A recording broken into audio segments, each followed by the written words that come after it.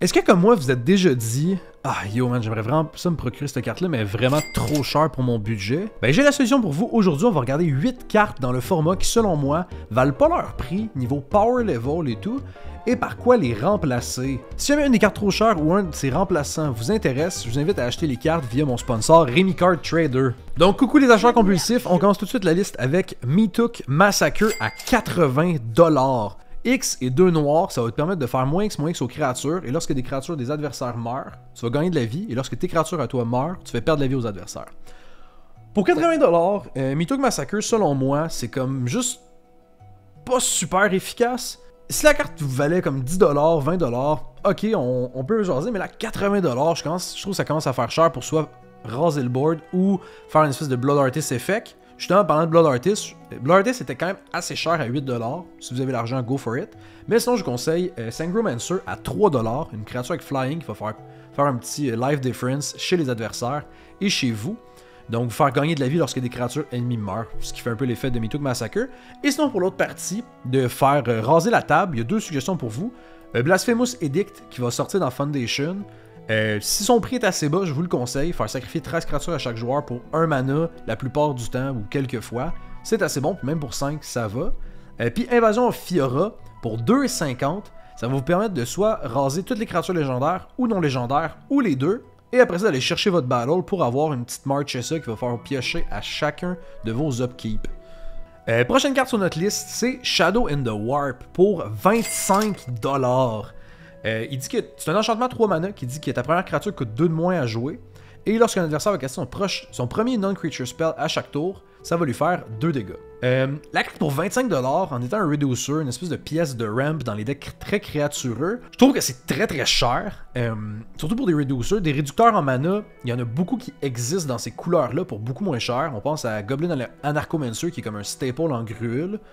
Qui va faire que tous tes spells rouges et verts, pas juste tes créatures, vont coûter 1 de moins. Regarde là, je l'ai vu beaucoup briller dans les decks très créatureux justement, en te permettant de chainer plusieurs créatures dans le même tour, vu qu'ils ont une réduction de 1 mana. Sinon, dans le un petit peu plus high-end, on a Gorkla à 4 de mana qui va réduire tes créatures de 2 mana. Donc c'est vraiment cool, mais c'est juste pour tes créatures 4+, et qui va octroyer Trample à ton équipe lorsque tu attaques avec Gorkla. Pour moi, ces deux créatures-là peuvent très facilement remplacer Shadow in the Warp. D'un, la carte coûte 25$, la spit faire 2 dégâts, à peu près oubliable parce que c'est juste le premier du tour, fait que ça va pas tant pigner les adversaires. Puis la réduction va s'appliquer à tous vos spells dans le cas de Gorkla et Goblin Anarchomancer, ou en tout cas plus de spells. Donc moi je vous les conseille vraiment. Puis en plus ça vous fait une créature de plus dans votre deck pour synergiser. Si jamais vous aimez le contenu et que vous êtes des nouveaux viewers, je vous invite à vous abonner. Puis pour les autres, ben montrez-moi votre amour en commentant quelle carte pour vous est trop chère dans le format, puis par quoi remplacer. Je vous invite aussi à liker la vidéo. Et on continue avec une carte que je pense que vous appréciez beaucoup à la maison, puis je comprends pas pourquoi, c'est Shimil the Inner Sun pour 33$. Ça va faire en sorte que vos spells ne pourront pas être contrés, et également qu'à la fin de votre tour, vous allez pouvoir Discover 5. Donc ça va vous offrir une forme de card advantage et de ramp, vu que vous n'aurez pas à payer le coût du sort, ainsi que vous donner une carte du top, fait que c'est comme du card advantage.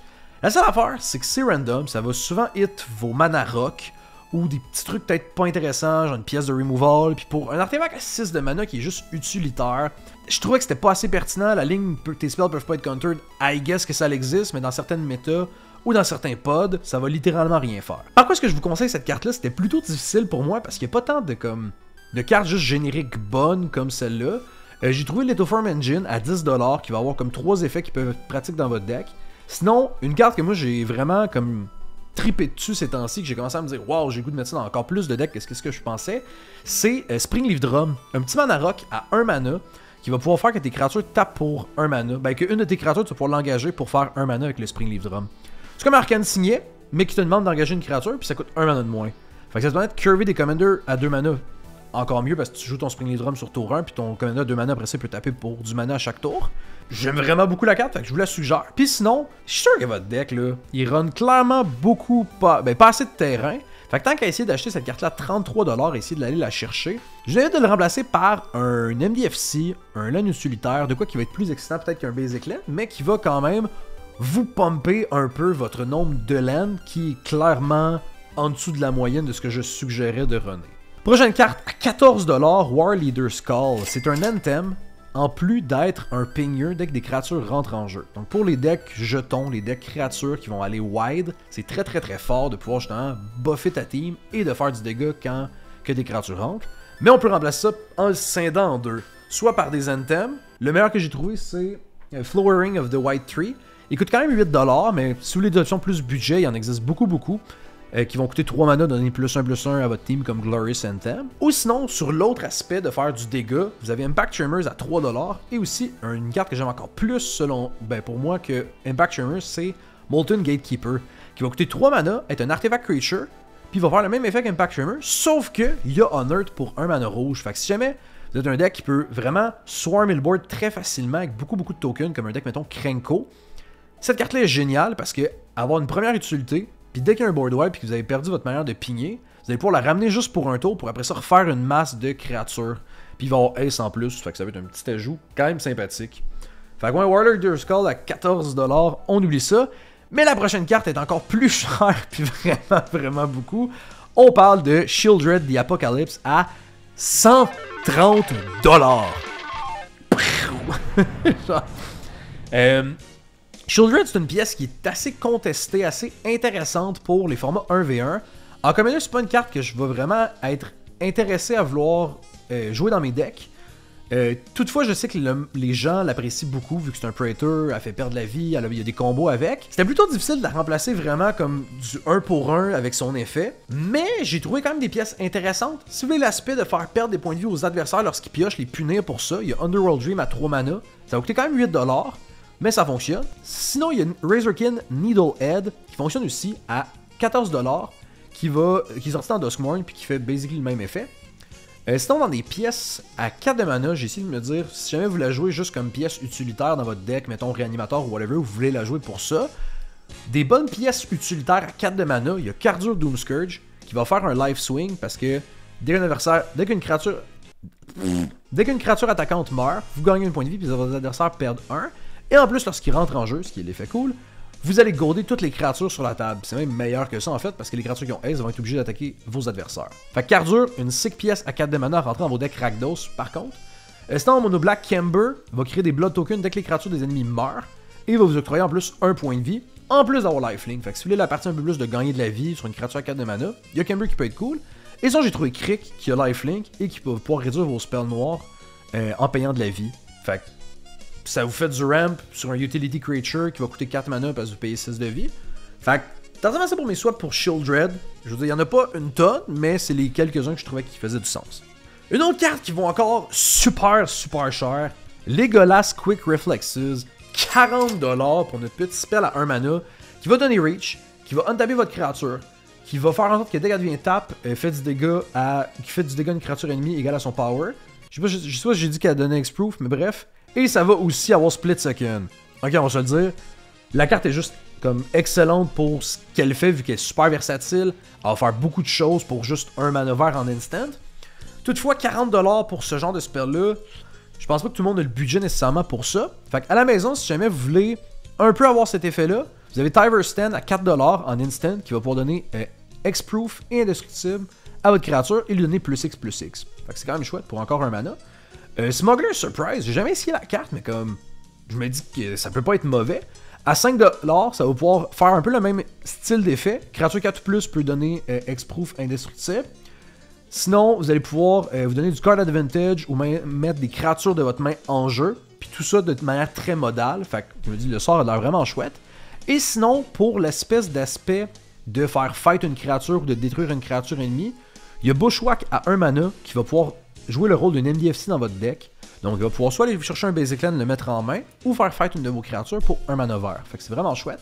Et Bridgework Battle, qui est un MDFC sorti dans Modern Horizon 3, va vous permettre d'avoir soit un land, soit un petit fight pour 3 mana pour 1$ et 50 sous pour le Bushwhack. Notre prochaine carte, un artefact creature à 9 de mana, Triplicate Titan. 12$ quand même pour le petit beater. 3 beaters super simples à remplacer pour le Triplicate Titan qui vont tous créer du board. Rolling Hamsphere qui va créer des hamsters quand il attaque.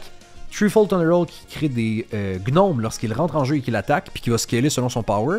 Ou Myr Battlesphere qui va aussi créer des Myr lorsqu'il rentre en jeu et va pouvoir ping n'importe quelle cible. Non, le joueur qui l'attaque lorsque justement il attaque. Le Trinket Titan à 12$, j'aime pas parce qu'il va créer du board en plus juste quand il meurt. Fait que oui, c'est de la board, c'est des border protection, mais à part être une 9-9 avec 3 keywords, il va pas faire grand chose. Les autres cartes, je les aimais bien parce qu'ils vont faire en plus du terrain, puis ils ont comme quand même, ils vont pouvoir scaler d'une certaine manière ou avoir une petite twist spéciale. Le Hemisphere étant un véhicule, le Threefold pouvant se buffer, sacrifier, puis le Mirror Battlefield en pouvant faire du dégât face en plus. Et notre dernière carte de la liste, c'est une carte que... Comment dire? C'est une carte que j'aime pas beaucoup dans les archétypes qu'elle est runnée, c'est Bitter Blossom. C'est 2 mana et 28$ surtout pour un Tribal Enchantment qui va, à ton upkeep, te créer une Fairy 1-1 Flying et te faire perdre 1 point de vie. J'aime pas l'aspect que faut que t'attendes avant d'avoir ton payoff au moins un tour, comme un espèce de Friction Arena. J'apprécie beaucoup les cartes qui vont pouvoir faire ça, mais immédiatement. Puis c'est pour ça que je vous suggère de remplacer, si vous voulez acheter cette carte-là à la place dans vos decks comme plus sacrifice, ou qui vont vouloir avoir justement des fodder à sacrifier, je vous conseille Weaponcraft Enthusiast, 3 mana, Fabricate 2. Ça paraît super niaiseux comme ligne de texte, ou juste super niaiseux comme carte, parce que tu te dis, man, ça fout rien. Mais ça a le don de te faire 3 bodies pour 3 mana justement. Et immédiatement. Tu vas jamais vouloir mettre les compteurs plus 1, ben, I guess, il y a peut-être un monde où est-ce que tu vas vouloir le faire, mais sinon, pour 3 mana, tu as 3 bodies à sacrifier. Donc, si tu as un Yawgmoth, si tu as, je sais pas moi, un Goblin Bombardment, des cossins, des effets de piocher, whatever, quand des créatures meurent, un Skull Clamp, tu as 3 bodies pour justement 3 mana. Fait que c'est vraiment cool. Je l'ai dit 8 fois, mais c'est pas grave. Il y a. Comment ça se dit? Ozox de Clattering King qui va sortir dans Foundation, qui, lorsqu'il meurt, crée un token, que lui, lorsqu'il meurt, ce token-là, va te ramener Ozox de ton grave dans ta main. Fait que ça te fait une espèce de petite value infinie de créatures, si encore une fois vous jouez dans une espèce de deck sacrifice.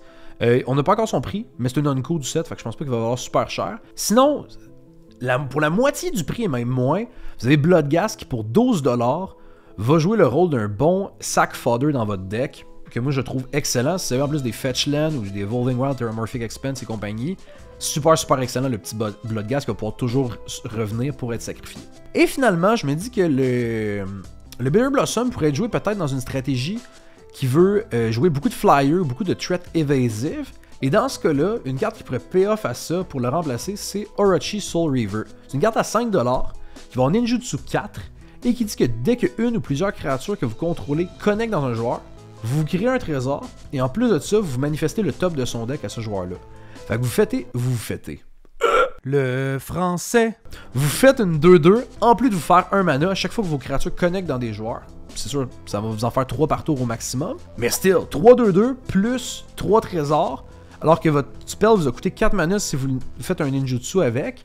Je me disais pour 5$ pour de vrai, je pense que ça peut vraiment shine dans un deck qui veut jouer avec beaucoup de flying ou beaucoup de petites threats évasives comme un deck, je sais pas moi, un deck ninjutsu avec Satoru. Ça peut vraiment être cool. Fait que c'est ce qui conclut un peu la vidéo. Merci beaucoup et bonne journée à vous. Là, j'ai quand même parlé vite pendant toute la vidéo. Je sais pas trop ce que vous en pensez. Mais si jamais vous aimez le rythme, commentez, rythmez, dansez. Danse rythmée, ça va faire plus de sens que rythmer, danser. Rythmer, danser, rythmer, danser. Une vidéo de combien là? 20 minutes.